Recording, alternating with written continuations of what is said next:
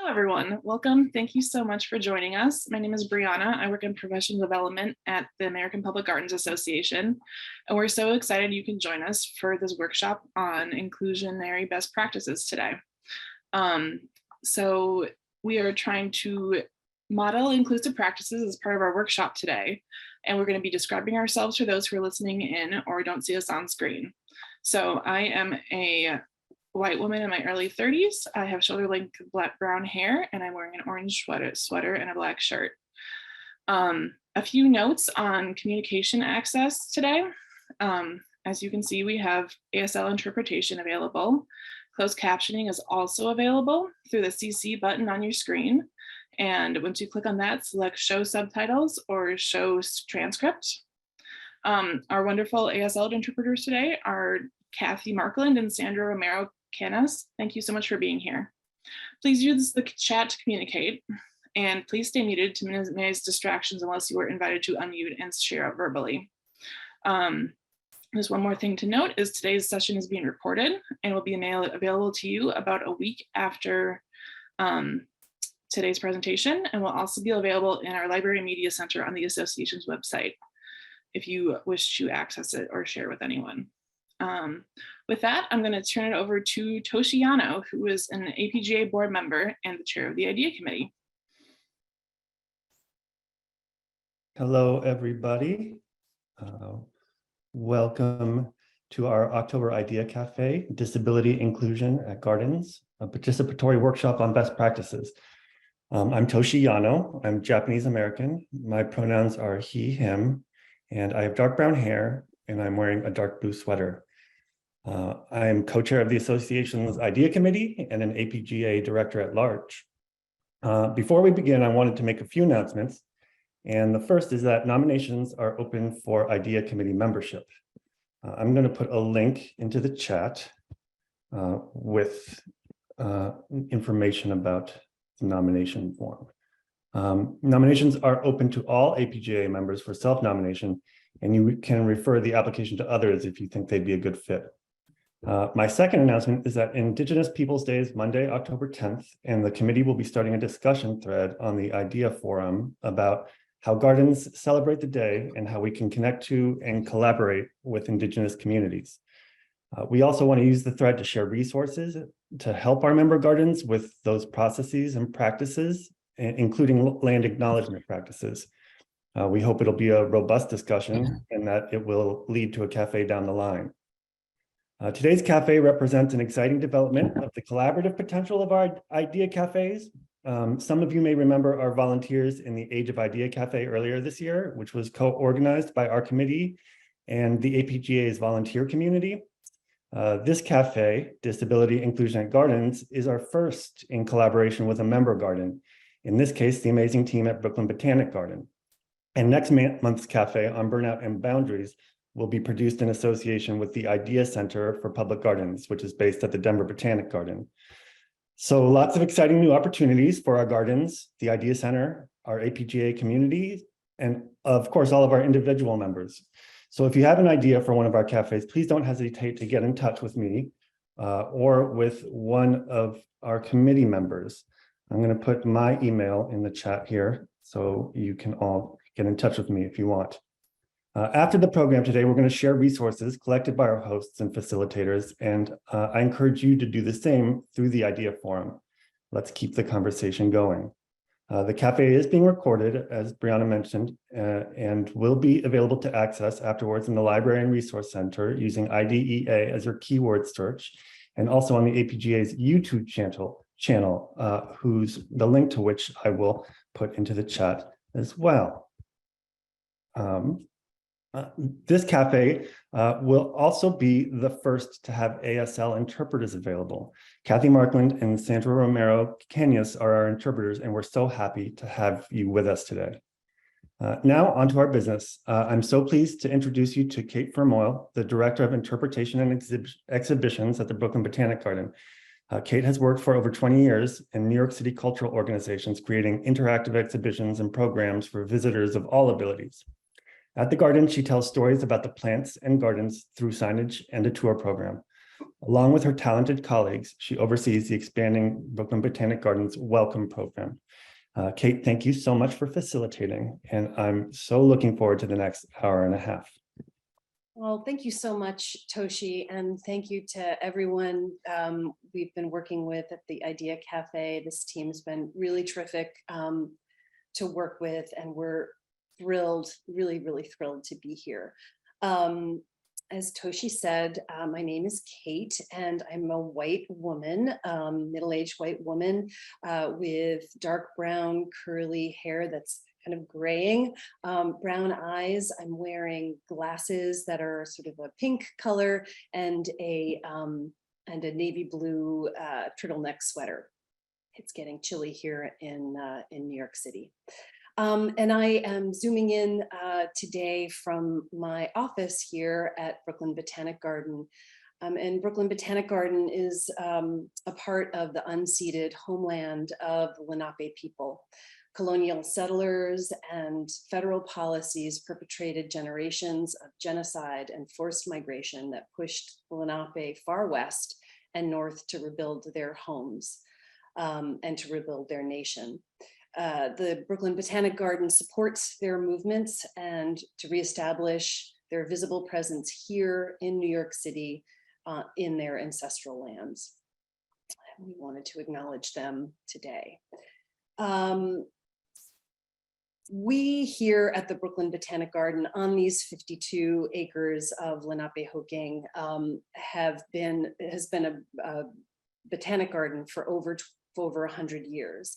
And for the past 20 of those years, we have been working to update the physical space here at BBG to make the paths and buildings and as much of the physical space accessible as possible to all of our visitors. And as we were kind of getting ready to open up these new spaces, we wanted to make sure that we were also ready as a staff to welcome the people who were coming in. We wanted to make sure that we were expanding BBG's welcome to visitors of all abilities. And what we wanted to do today was really talk with botanic gardens who I'm sure are grappling with and working on many of the same issues, and share with you all a little bit about what we've learned over the past 4 years working on expanding BBG's welcome through partnerships with advisors and consultants. And so we're really wanting to begin that conversation with you all today. And how are we going to do that? The plan is to kind of run this session as a kind of a trivia and talk show. Cindy, I see you put on our slide. So this is our agenda for the day. And we are going to start off with our first, I would like to introduce Andrew, who is going to introduce us to the trivia portion of our session today. So Andrew Gustafson from Turnstile Studio.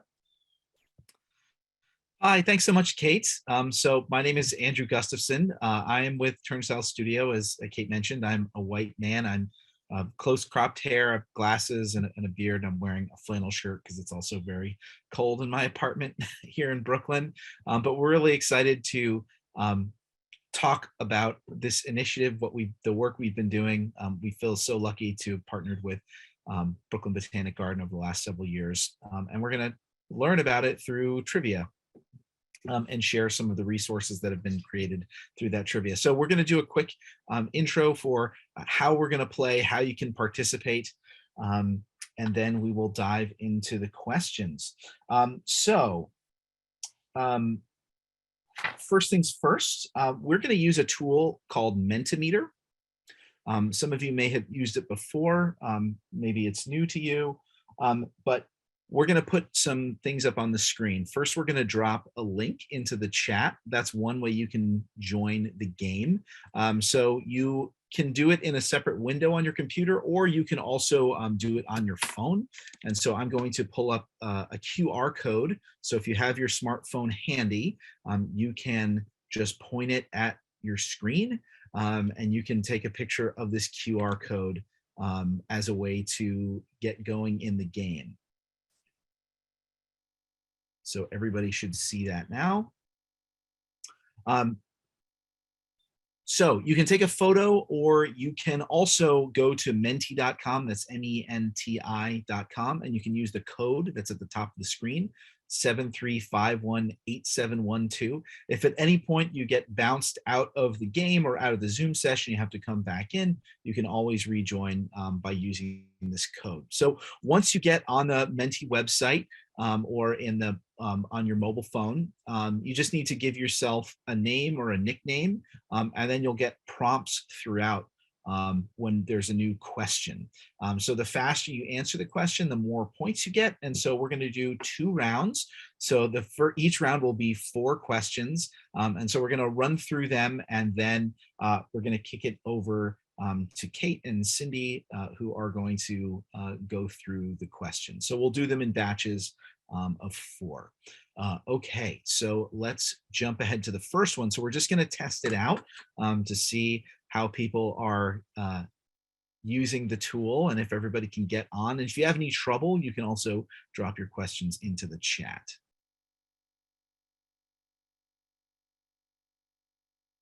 Okay, so the first question is, how excited are you to play trivia? Are you very excited, extremely excited, or over the moon excited?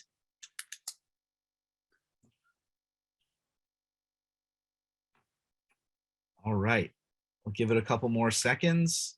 Andrew, we have a question here in the chat. It says, does it need to be on mobile? No, it doesn't. You can just click that link that's in the Zoom chat, and you can just do it in another window on your computer. So it'll just open a browser window, and you can enter your name and start playing. All right, so it looks like we have the vast majority of people who are logged in and ready to play. So that's great. So like I said, we have 4 questions for this round. And again, for each question, there will be, the faster you answer, the more points you get. So it's going to get very competitive. If you have any trouble answering the questions or getting on Mentimeter, you can also drop your answers into the chat if you would like. Okay, great. I think we're ready to go. Cindy, what do you think? Yes. Did people get prompted for names, or were you given names? They should have. Yep. Okay. Okay. All right, great. Some people say no, but let's just play and have a good time. Okay.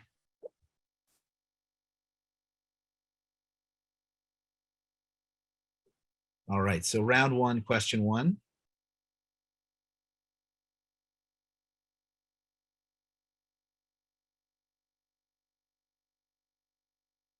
All right, so these are all the players. So you each have your little animal or food avatar.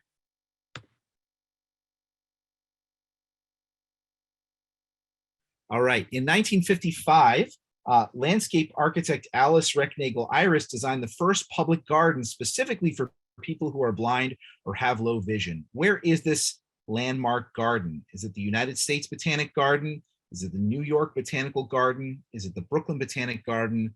Or is it the Olive Garden?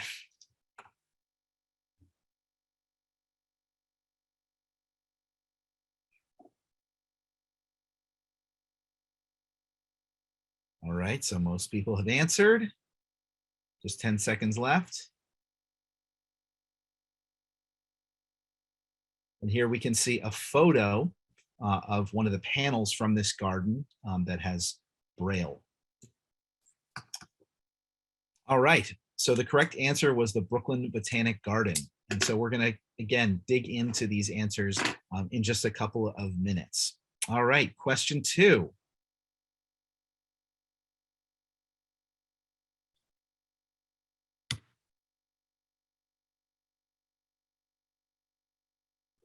Which of the following approaches enhances empathy building in staff training workshops? invite staff to reflect on and share their own experiences, ideas, and feedback, review practical scenarios that staff encounter in their daily interactions. Andrew, please read what's on the screen. Oh, sure. Invite disability advocates to lead training sessions, discuss real-world scenarios that staff encounter, share feedback collected from visitors and from visitors with staff, and all of the above.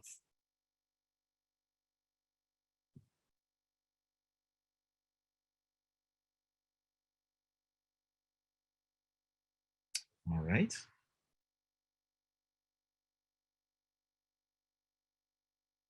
All right. So we'll dig into how we put these ideas into practice in a couple of minutes. Now on to question 3.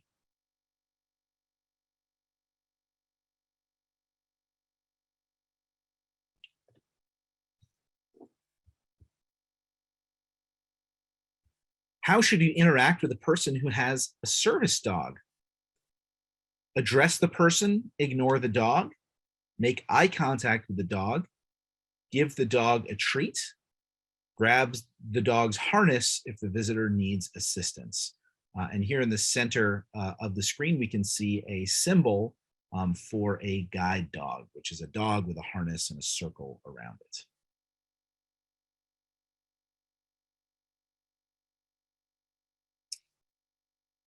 All right, answers coming in. And then we'll have just one more question in this round.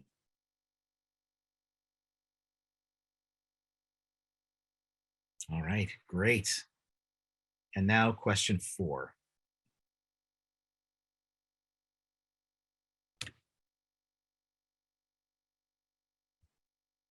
What is the name of the technology that allows visitors to hear audio broadcasts directly to their hearing aid or cochlear implant, excuse me?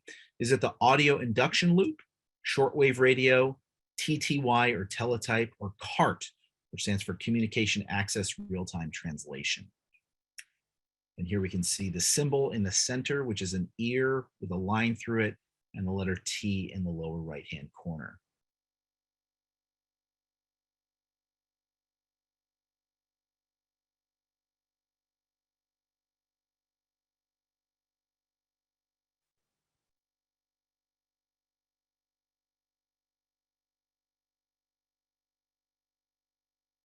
All right, that one was a bit harder. Okay, so let's see where we're at.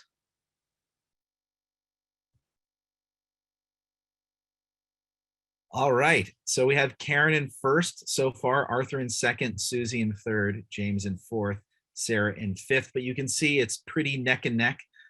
So it's anybody's game. So again, the faster you answer, the more points you'll get. But I am going to now kick it over to Cindy, Kate, and Joanne to review the answers here.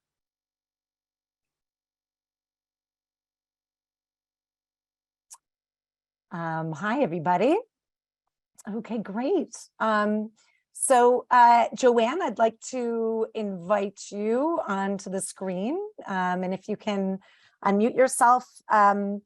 And oh, I'm on screen for the first time. So my name is Cindy Vanden Bosch, and I am a middle-aged white woman with blue eyes. I'm wearing headphones. I have brown, shoulder-length brown hair, and I'm wearing a turtleneck, a blue turtleneck sweater, and I'm sitting in front of a bookcase in my bedroom.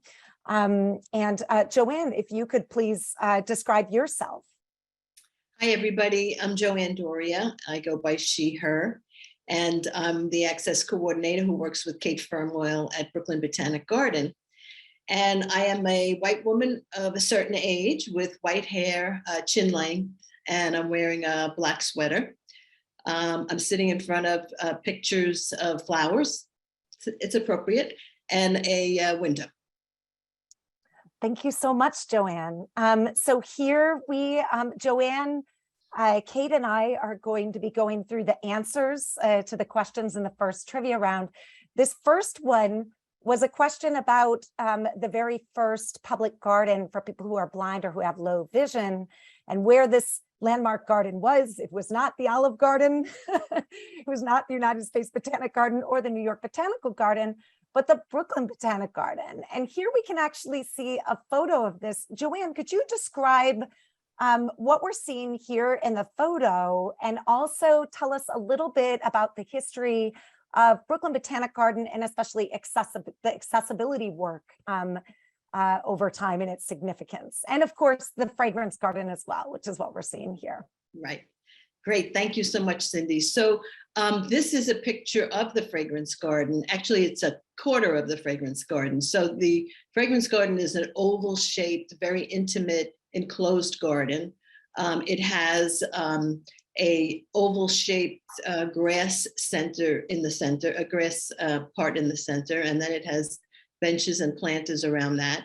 And what we're seeing in this photo is one of 4 beds, raised beds, that's in the corner. So the designer or the architect of this garden was really interested in making sure that these beds were high enough, raised beds, to allow people who were in wheelchairs, as well as people who were blind, because there is a railing that goes around each of the beds, and there's Braille plaques on them that sort of talks about the different plants that are in the beds. So as you can see in this picture, these beds are made of stone. They're about 15 to 20 feet long, and they have plants that hang off of the, over the rail. There's some that are a little further in the bed, and there's a person who is in a wheelchair that's actually engaging with plants that are in the beds. So the beds are filled with different kinds of plants. It's a total sensory experience. So in one bed, there are plants with fragrant leaves.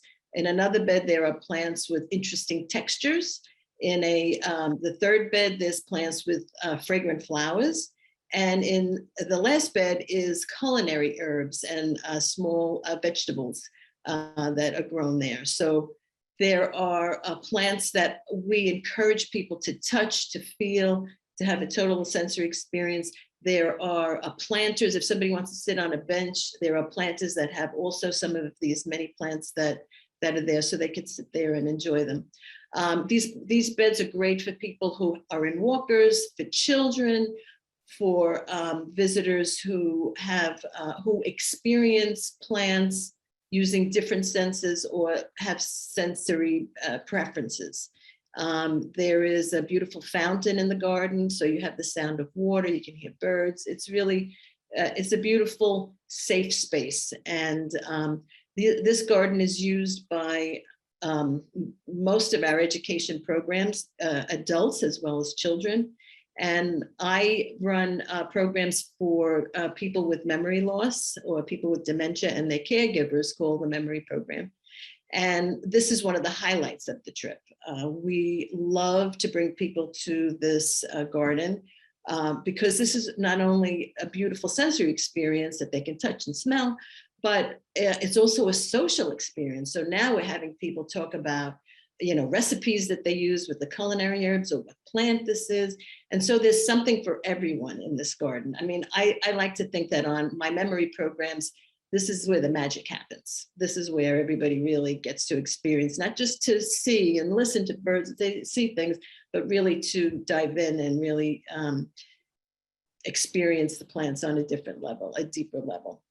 As far as access goes, this garden is beautiful. It's very accessible, but there are always improvements to be made. So over the past 4 years, Kate and I have been working on getting tactile maps, which is a raised sort of plastic map that people who are blind or low vision would be able to feel and get information about what kinds of plants are in the garden, what beds there are, what are the paths like. So we're having that installed, and that also will have Braille. We are also updating our Braille plaques so that they're easier to move around, so that they're more accurate.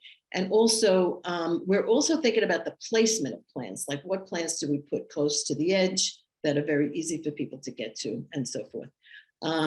it's really a beautiful garden. I hope you will come and visit. Thank you so much, Joanne. The Fragrance Garden is one of many special places inside the Brooklyn Botanic Garden. We see someone in the chat mentioning Ritza, I think it is, said, "Where's this located? I've been going since I was a kid and I haven't noticed it." So now there's a place, a new place which is actually an older place in the garden that you can check out. So let's look at our next question. And this one I think I'm going to share with Kate. Kate, this is question number 2, and this is about empathy building and training. And the answer to this question, so the question was, which of these approaches enhances empathy building and staff trainings? We had the option of inviting advocates to lead training sessions, discussing real world scenarios, and sharing feedback that was collected from visitors with the frontline staff.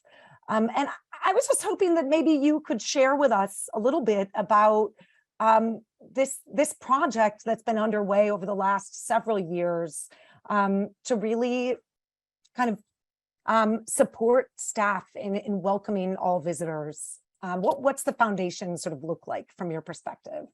Yeah, great question. Thanks, Cindy.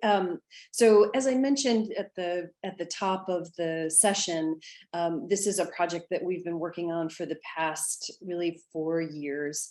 It is thanks to an IMLS, an Institute for Museum and Library Service grant, as well as some other funding.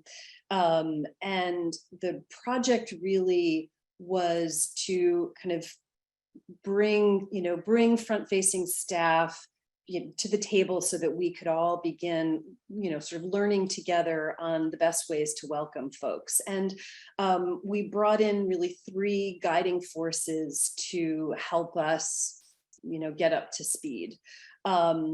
We developed a staff task force so that every single department in the institution was involved in the sort of planning for training and conversation for all of this work.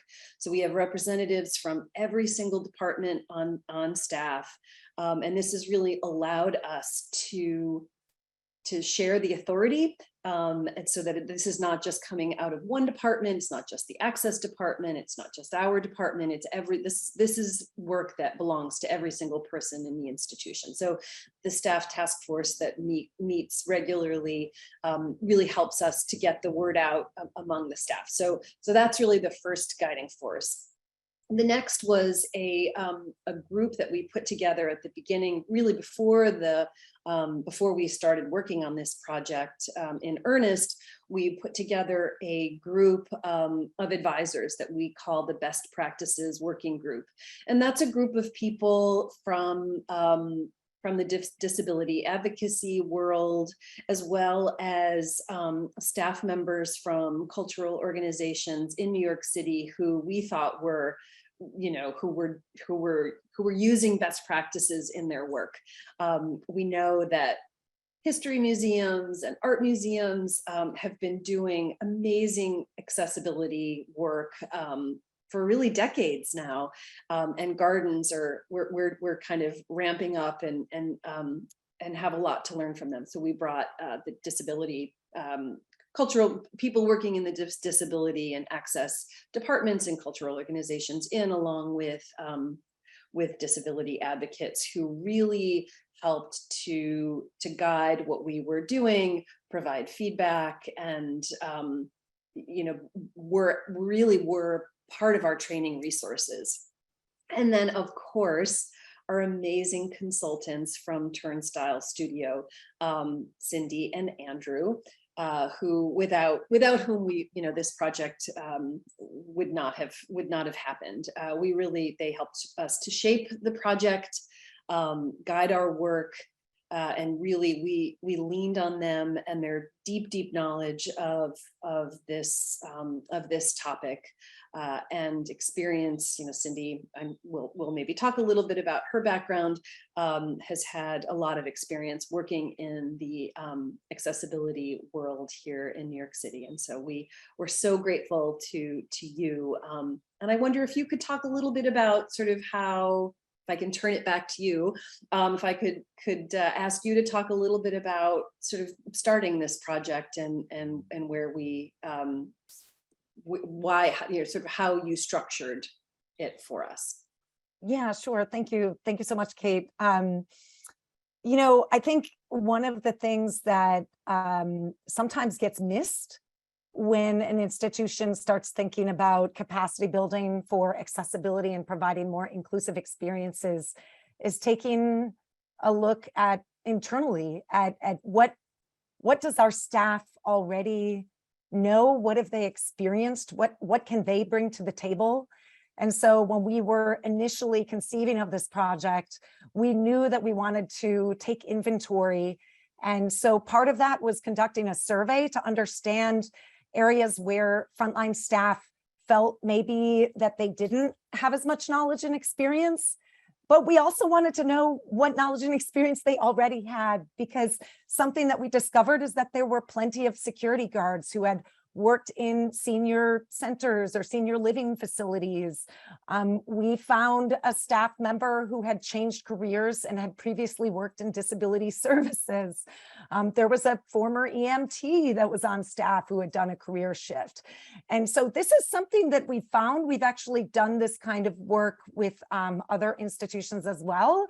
And we almost always discover that there's people who have some kind of experience, whether it's professional or maybe they have a personal experience. We have to remember that about a quarter of the population, according to the CDC, has some kind of disability, and there are non-apparent disabilities.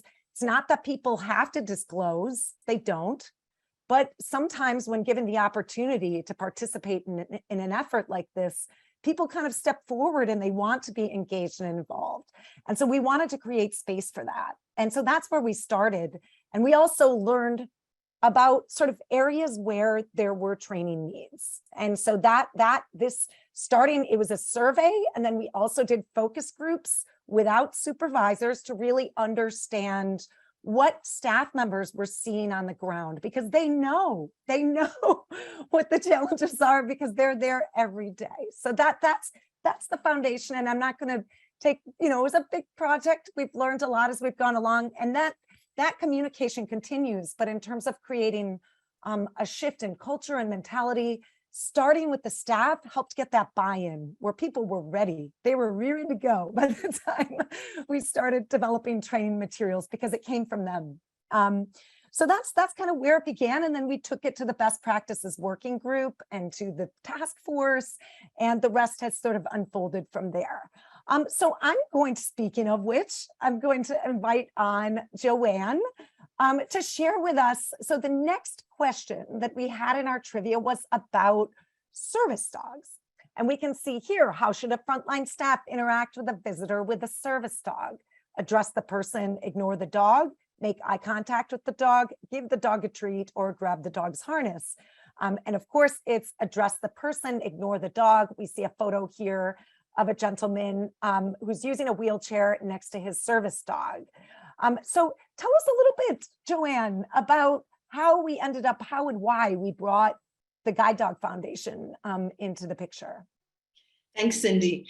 Yeah, so this was a wonderful opportunity. So we heard from our visitor services and our security staff that there is a problem with people wanting to bring their pets to the garden. We're not a public garden, and maybe some of you also run into this situation at your gardens and your outdoor cultural institutions. So we did a lot of searching, and we finally found a group that has been wonderful and really partnered with us.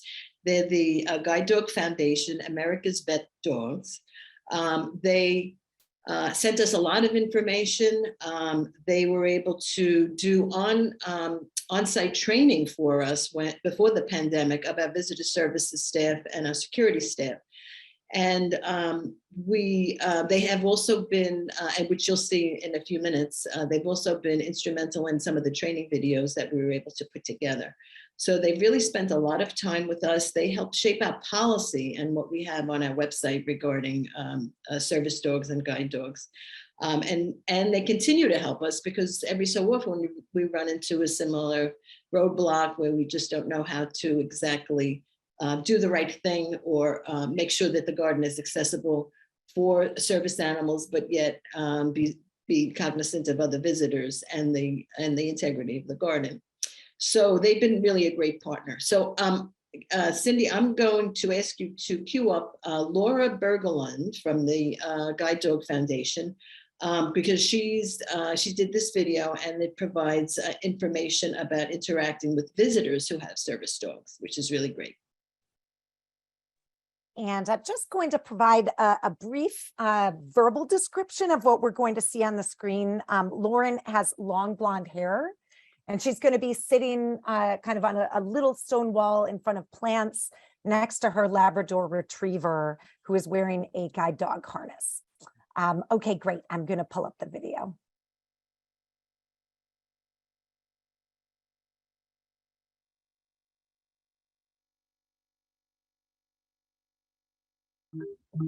The guidance I would provide to frontline staff interacting with individuals who have service dogs is to speak to the individual and not the service dog, to ignore the service dog and instead focus on the individual, to not pet, distract, or in any way engage with the service dog, to not ask about the individual's disability or need for the service dog, and to overall just be respectful. Lastly, it's important to note that not all disabilities are visible. While my dog helps with my blindness, some dogs work for people who have PTSD, diabetes, physical disabilities, anxiety, or even seizures. Dogs can work for a variety of different disabilities and have different tasks to assist with them.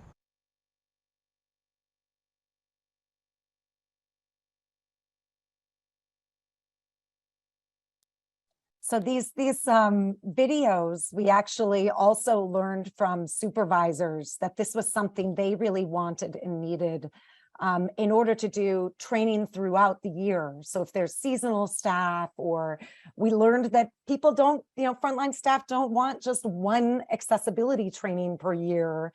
It really needs to be integrated in across the board. And so we created these learning modules that were complemented by videos, where we were able to provide some of that practical guidance that can live on for years and years to come. So Kate, we're going to take a look at the next question here. Let's see.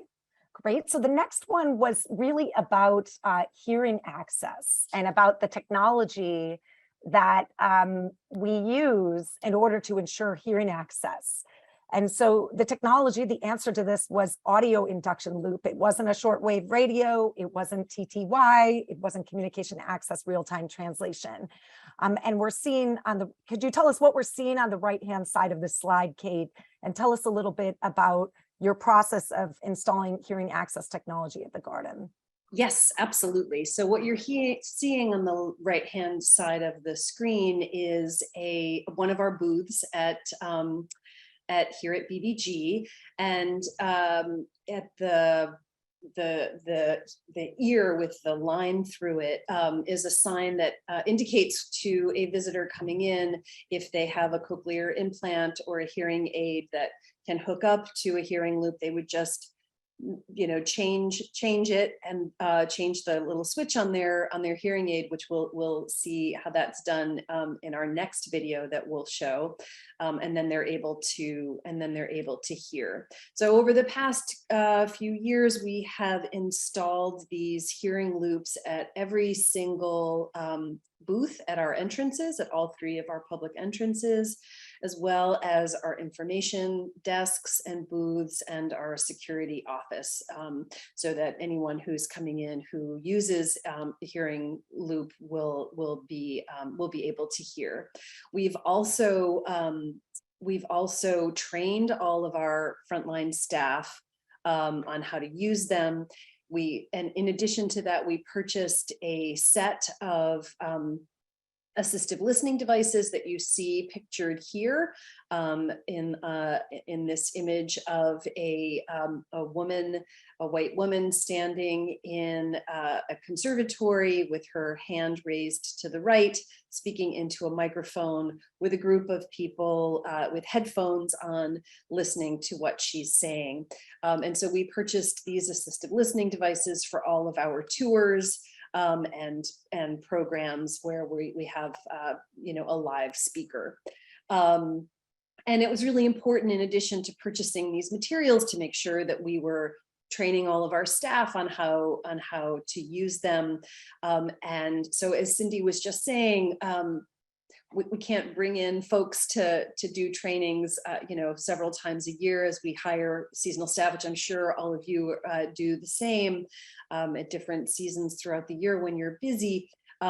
We really wanted to create these training videos that were site specific to BBG, that were answering the questions from staff that we were getting, and that were kind of, quick and pithy and could go along with these modules that Cindy just described. So Cindy, can we show the video of Ruth, who is a woman who has short gray hair, and she's wearing a black jacket with a colorful scarf with a little clip. She's seated on a wooden deck in front of a pond with trees and fall colors in the background. In the latter part of this clip, she'll show her smartphone, which is transcribing what she's saying, as well as the button she presses for her hearing loop that I was describing earlier. If we could show that video, Cindy, that'd be great. Thank you. Thank you, Kate. Sure. Hearing loss is an invisible disability. Many people don't want to tell you that they have a hearing loss because they're embarrassed. You have to assume that everyone in your group has a hearing loss. The way to cope is to make eye contact. What I say is, don't speak to me until you can see the whites of my eyes. Speak normally. Don't shout. And remember that it's possible to communicate if someone isn't hearing you using good old-fashioned pencil and paper, or you can use an app on your smartphone which will transcribe what you're saying.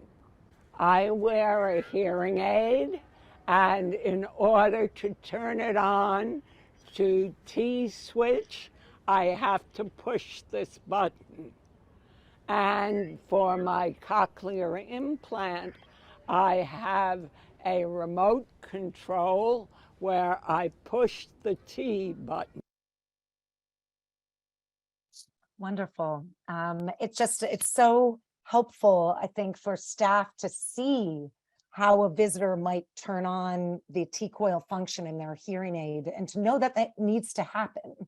A lot of visitors will know to do that when they see the T, but we felt, and staff wanted to know, like, how does this work? So now we have this video to educate the frontline staff about that.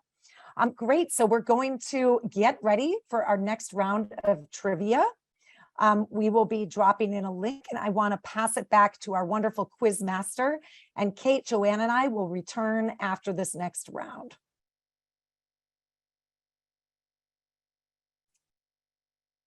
Great, thank you, Cindy. Okay, so we are now going to dive back in to question 5. So we have 4 more questions. And again, if you are joining us late, you can always click on the link, or you can go to menti.com, menti.com, and you'll see the code up on the screen in just a second when I share my screen. So here we can see the leaderboard again. So it's anybody's game, and the faster you answer, the more points you get. but we're going to go on to question number 5. Oh.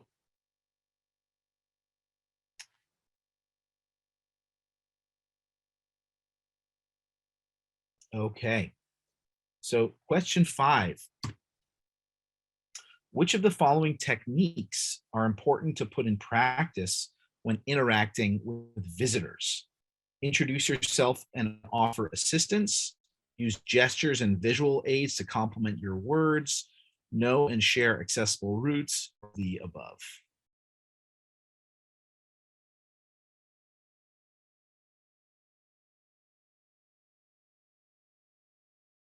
All right, so answers are coming in.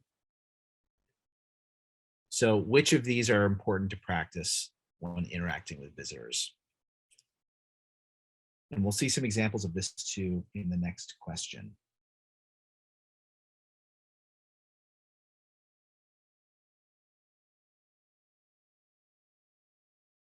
Great. So the answer is all of the above. So these are all good practices, and we'll unpack this more with Cindy in just a few minutes. Question 6, this is actually a video clue. So we're going to watch a brief video. This is Nefertiti Matos, who is also a member of the Best Practices Working Group at Brooklyn Botanic Garden. And so she is, you can see her on the screen in her interview portion of her video. She is sitting on a bench, and she is, what we're going to watch actually is one of the scenarios that we filmed as part of these training videos. And so just a brief description. So Nefertiti is wearing a green jacket and a yellow top. She has brown hair, and she uses a cane. She is blind. And she is going to be speaking with Kit, who is a volunteer at the Brooklyn Botanic Garden. So the question, so follow this question or this video carefully, and then we'll ask the question.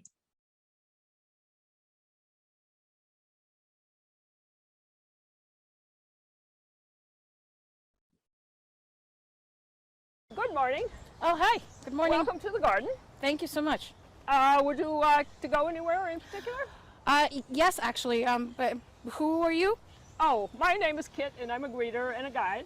Oh, great. Okay. Very appropriate. Yeah, I'd like to start with the Discovery Garden today. Could you tell me where that is? Sure, if you just go over there, around, and down the stairs, you'll find it. Okay. Sorry, I don't understand over there. I'm blind. Could you tell me maybe right, left? Oh, I'm sorry. Well, you need to go to the right, and it's very complicated. Do you want me to take you there? Sure. Okay, here, May I let's go. take your... Oh, sorry. Thank you. No, I would take your arm, if that's okay with you. Yes, of course, and we will go to the right. Okay. I guess over you there so isn't very much. descriptive, is it? No, I'm afraid not. Okay. All right. So our question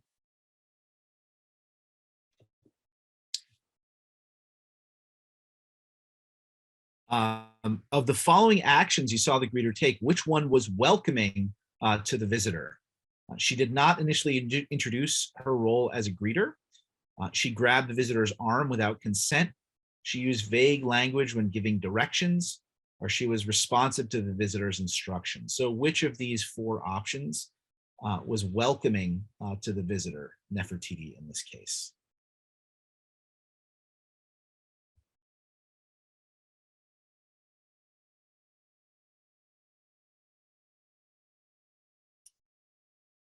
Right.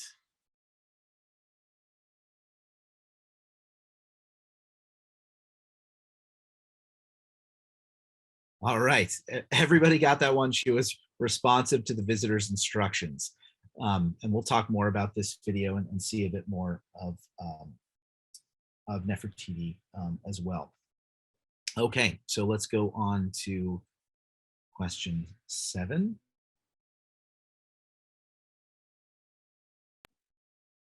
And this is with the ASL interpreter. This is a live question with the ASL interpreter. Just Okay, queuing you up. All right, so Sandra, are you ready? So make sure you can see Sandra on your screen. So if you're in gallery view. So here's the question. What does this sign in American Sign Language mean?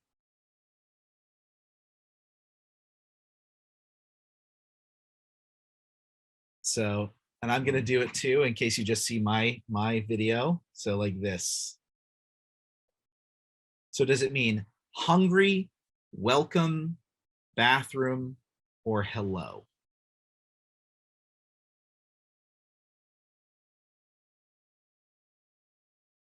We'll do it again. Maybe Cindy, you want to do it too, in case people see your video. So like this. So I'm taking my hand with my palm pointed up, and I'm bringing it in towards my stomach.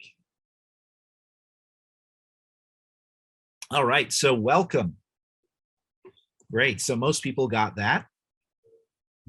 Now for our last question, we actually, this is an open-ended question, so this doesn't count towards your quiz score, but we invite you to use Menti to drop in your own thoughts. What's one inclusive practice that you would like to share with other gardens and outdoor museums?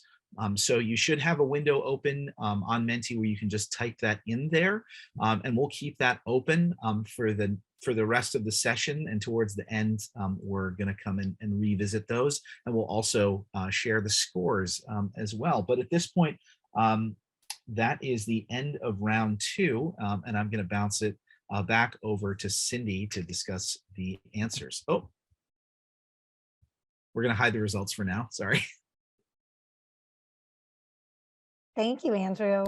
So I'd like to welcome back Kate as well as Joanne to review the answers to the second round of trivia. Here we started with a question about techniques that are important for interacting with visitors and providing that message of welcome. And I think almost everybody got all of the above. So that included introducing yourself and offering assistance, using gestures and visual aids to complement verbal communication, and also knowing and sharing accessible routes.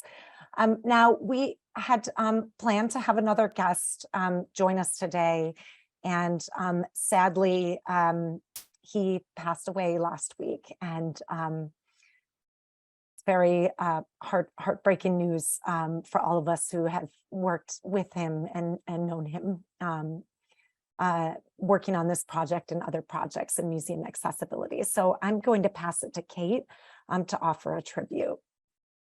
Yes, thank you, Cindy.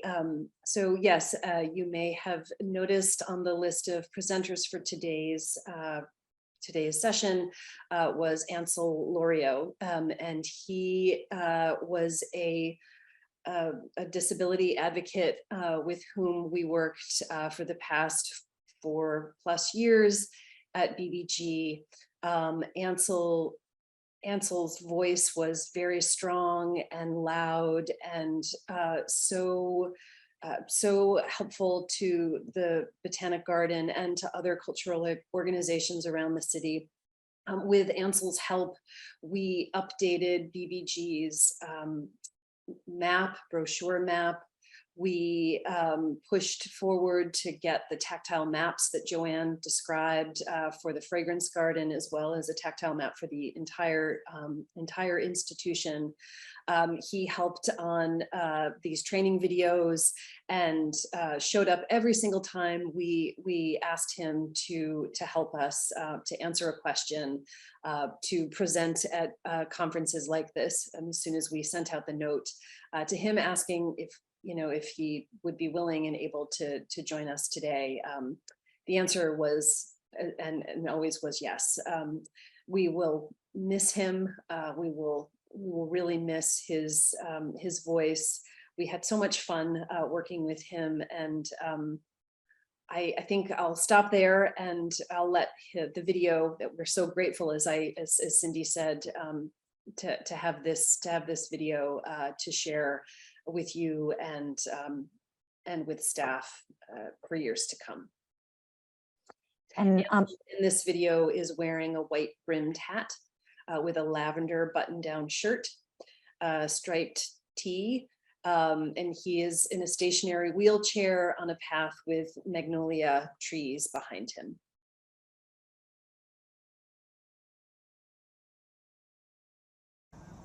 Okay, my name is Ansel Laurio, and I'm an advisor to the Brooklyn Botanic Garden on accessibility as part of their best practices working group. And my interest in museums really started when I was a child, and I also have a disability. I've been disabled most of my life, and those two things about me sort of came together when I worked on a exhibition on the history of polio for the National Museum of American History in DC, and that was an internship when I was in college, and then I eventually got a degree in museum studies, and I've worked at a number of museums and cultural institutions, and because of that, I was invited to be a member of the best practices working group here at Brooklyn Botanic. What I really love about the Brooklyn Botanic Garden is there's just so much beautiful things in such a small space. I really enjoy the Japanese garden quite a bit. I've been to Japan, and it really reminds me of that, actually. So. First of all, I just want to emphasize that I'm only one person with a disability, and I can't speak to everybody who's has a disability. But as a professional in the museum field with a disability, I do have a few pointers. So customer service experiences that I've had, which have not been good, usually are a result of staff members being unprepared for someone with a disability, the absence of sort of universal access, and sort of just not knowing, passing the buck on to someone else. So it would be like if I came to a restaurant or any other customer service thing like that, where I asked to get inside, and the person I'm talking to doesn't exactly know. They have to search for a key. They have to find a manager or something like that, and then the access is through like a back door or a side door or something. 3 pointers I just want to make about accessibility is, first of all, you should always ask about the needs that a person with a disability has, and never just assume. You should always strive for universal access. Basically, people with disabilities and none are basically treated the same way. And also, if you really can't give full accessibility, you should just strive to do as best as you can and be as welcoming as possible, and always be prepared. on the screen here, it says reflect and discuss, and then it summarizes some of the points that he made. One person with a disability does not represent all people with disabilities. Be prepared and welcoming. Always ask about needs. Never assume what a visitor needs. Strive for universal access. And then we have credits.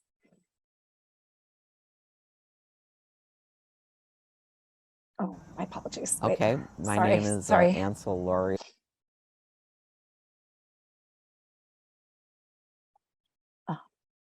So we also wanted to dedicate this session to Ansel. We wish he could have been here today, but he's been this incredible voice in the museum field for universal design, and has always been thinking about all the many different needs that people may have. So thank you, Kate. And now we're going to move into the next question, which was, sorry, hold on a second. The next question was related to, it was Nefertiti, and Nefertiti and Kit, who engaged in a scenario. So we also did this with Ansel as well, is that with each of these videos, not only did we have interviews, but we had these scenarios. And at first we thought, are we just going to show best practices? But then a lot of the advocates, including Ansel, including Nefertiti, were like, no, we're going to show some bad examples. And so that's kind of what we saw, Kate, right? So could you tell us a little bit? We saw that Nefertiti used some vague language or sorry, not Nefertiti, but the greeter used some vague language and maybe did not seem totally ready and prepared to welcome this visitor in that particular video. But then she made a different video that was like a good example. I wonder if you can tell us about that, Kate. Yes, absolutely. That particular greeter had not watched Ansel's video where he asked us to be prepared before we went out to greet our visitors. But yes, so as Cindy was mentioning, we really kind of took scenarios that came up in our staff surveys, in the staff task force, in conversations with staff about things that they were experiencing, challenges that were coming up. And so we set up these scenarios in collaboration with our advocates, where we showed the best practices. And then maybe it's not such great practices. But as Cindy mentioned in the video that she showed, Kit made a bunch of mistakes, but she did try there at the end. And we have one of the things that Kit does. Are we going to show the next one, Cindy, where she provides verbal description, or do we? We have Nefertiti giving guidance about verbal description. Right. Okay. Right. So we have also Kit welcoming Nefertiti in, with best practices, offering her arm, giving verbal description of the things that they're seeing. And then we have a video of Nefertiti kind of giving her tips, like the one you just saw of Ansel. Do we have time for that, Cindy, or do you think we should? Yes, I think we should play it. And again, this is Nefertiti is short brown hair. She's got the leopard print, the yellow shirt, and she's sitting on a bench. And she shares a little bit of guidance here on verbal description.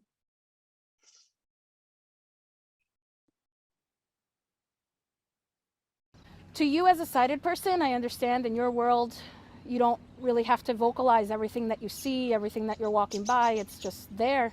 But for us, it doesn't exist unless we know about it. So maybe try to vocalize what's going on around us. Describe as much as you possibly can. If we're walking by a tree, say as much. If there's a sign, let me know what it says, things like that. If we ask you for directions, use cardinal directions, straight ahead, to your right, to your left, behind you. If you need to walk away for whatever reason, let us know that, so we're not sort of talking into the ether.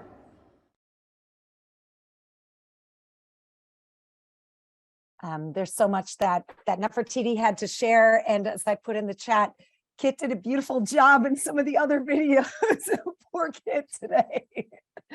But we wanted to share, this is about staff learning. And so seeing an example like that, you then can unpack it with your staff and kind of think about what went wrong here and then see the good example. The next question was about different signs, right? And so I'm going to pull up that slide here, and we're going to learn a little bit of sign language together.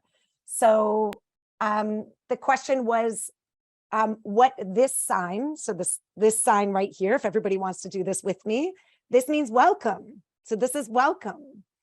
I'll teach you the other ones. Hungry, take your hands kind of in a shape like this. And ASL interpreters, you can correct me because I've taken sign for about a year and a half, but I hope my technique is good. So this is hungry, I'm hungry. And then bathroom, you make the letter T with your hand and it goes back and forth like this. So the letter T.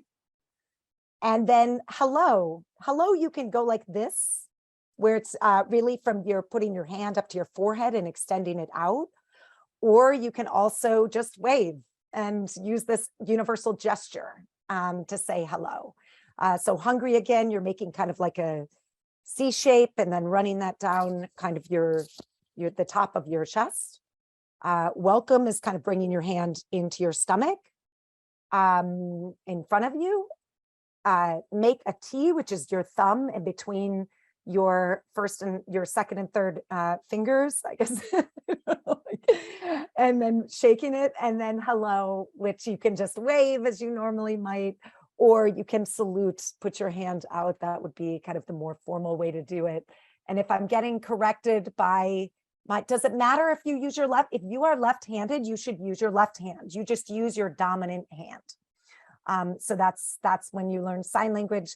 And so we can teach staff, and we have basic sign and basic sign language, but not everybody knows sign language. And so then the question is, even if you know the basic signs, how do you communicate, and what communication strategies are beneficial to all visitors?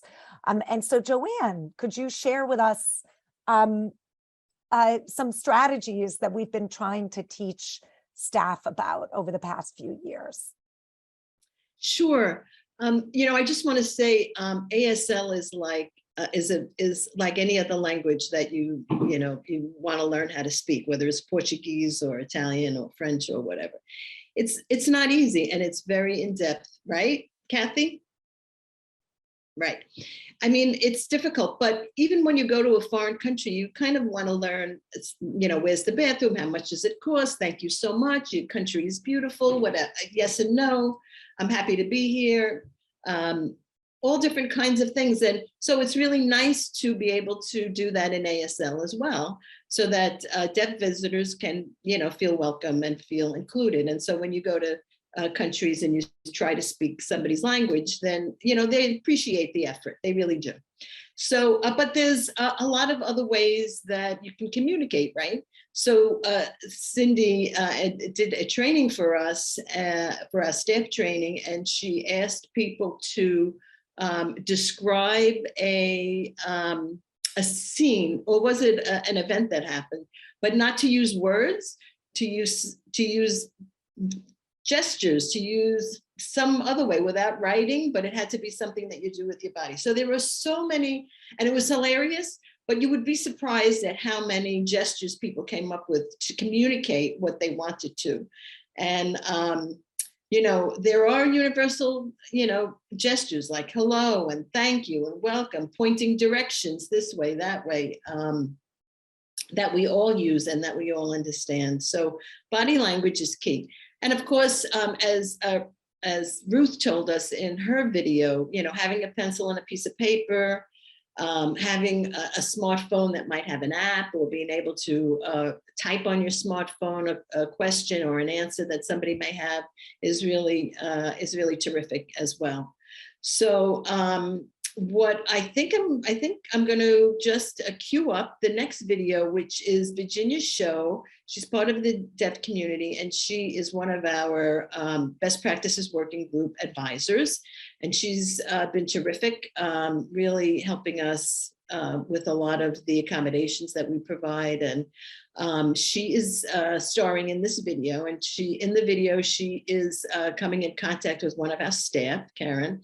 And this is about the interchange that they have on how they communicate to each other in the Discovery Garden, where there's a big tree in the background.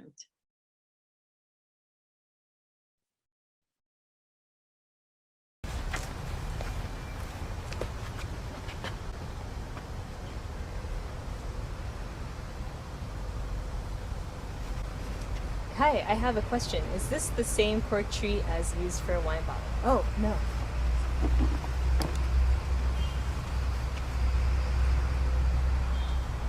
Even though this is called a cork tree, it's not the same one used for wine bottles. The sign can tell you more.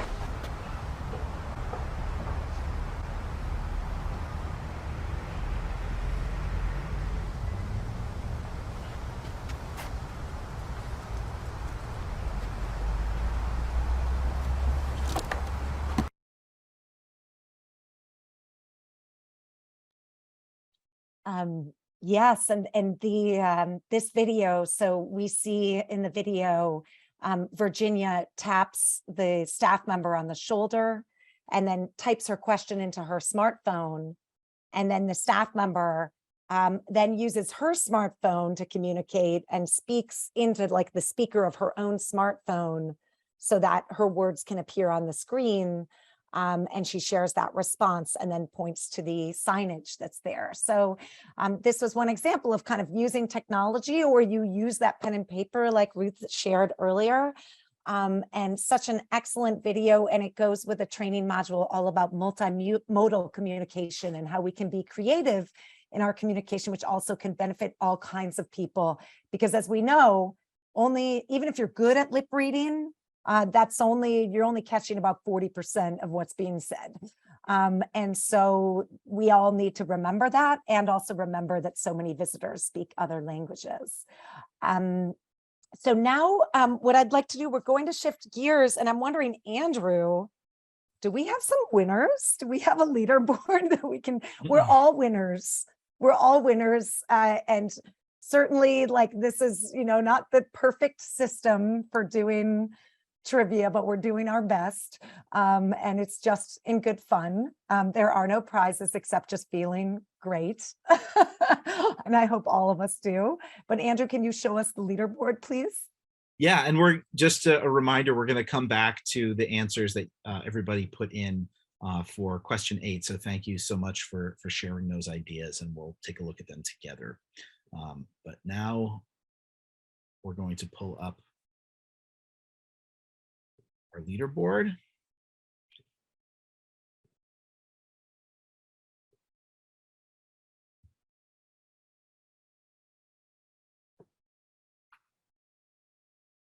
Okay, so we see that there's sort of movement on the leaderboard. It's very dramatic. Looks like Karen's kind of in the running. Oh, Karen, congratulations, Karen. All right, congrats to Karen. And Sarah came in second place, followed by Susie, James, H, Shami, Hannah Cricks, E.T., Brian, and Daniel rounding out the top 10. So thanks everybody so much for playing. It was really fun. All right, great. So I would like to invite May-Lynn Plummer to join us. And if you could please describe yourself and introduce yourself so that we can move into the sort of sharing portion of the program. Hi, everyone. As Cindy mentioned, my name is May-Lynn Plummer. My pronouns are she, her. I am mixed race, Chinese, white American, and I also identify as a Southerner after living in North Carolina for 30 years. I am in my late 40s. I have long brown hair and brown eyes, and I have 2 dimples. I like to smile a lot to show them off. I'm also really excited about fall. So I don't care that it's a lower 70 degrees in Denver, Colorado. I am wearing a sweater. And because I have the flair for the dramatic, I'm wearing also big, bright red beads.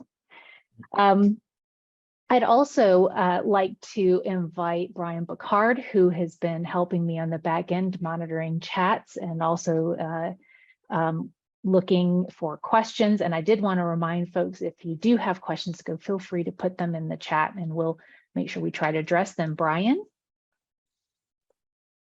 Hi, everyone. I'm Brian Bacard. I use he, him pronouns. I'm a white 20-something guy with short-ish brown hair, and I'm wearing a light blue t-shirt. So yeah, feel free to ask your questions and we will try to get to them. Yes, and we are collecting them also separately. And so if there are any that we don't get to today here, we will certainly follow up. We have the forum, the Ideas Committee has a forum, and so we like to engage in conversation there. So we will certainly want to share them out from there and continue the conversation. Okay, with that, I believe we have some highlights from all of the best practices that we were collecting earlier. And if I think Andrew has those that you're able to share, that would be fantastic. I'm really curious to hear what other gardens are doing. So the question was, what's one inclusive practice that you would like to share with other gardens and outdoor museums? And Cindy has also shared a link in the chat on where you can continue to share more of them. I love this. So some of the examples that I'm seeing here on the screen, all gender signs on restrooms. Create a map showing which paths and areas are accessible. Varied horticulture therapy programs. Love that. Online tours of behind the scenes collections. Adding alternative text to social media posts with photos. Considering neurodiversity when interacting with visitors, meaning when we talk about neurodiversity, we're talking about autism, ADHD, and all other types of spectrum when it comes to how we think and process. Developing a social narrative for a garden. Raised beds and accessible paths. Automatically recognizing a physical disability.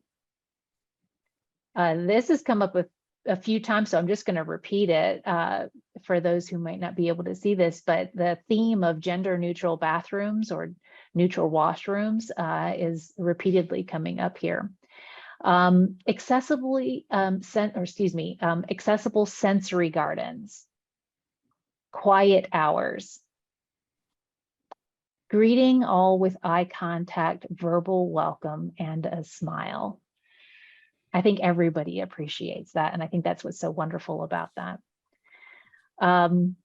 Access that is free of charge, while donations are recommended based on resources available to the visitors. So those are also known as kind of admission programs, and there's a lot of information and research around those. Having trained volunteers to engage in respectful ways. Barrier breaking with free shuttle transportation and passes, not just for daily visitation, but also for events. Having portable, reliable, and lightweight seating available for people to use as they need. Visitors being able to navigate the space without having to ask staff members. Staff training, this has come up before, but I think this is great to re-emphasize here, staff training. Offered by various communities that could benefit from accessible welcome practices. Our garden has, I like this, an enabling garden with adaptive tool displays and displays that showcase accessible garden techniques and gardening techniques. This is coming up multiply as well. Wider pathways and just more accessible areas of garden. And this is brought up as well as more raised beds for those who are unable to stoop or squat, but just making it more enjoyable to people who are disabled or at a different height. Marking benches and other rest points on the site map. An accessibility page on the website with resources for visitors. I think this is wonderful for those who need to research before they go to a garden.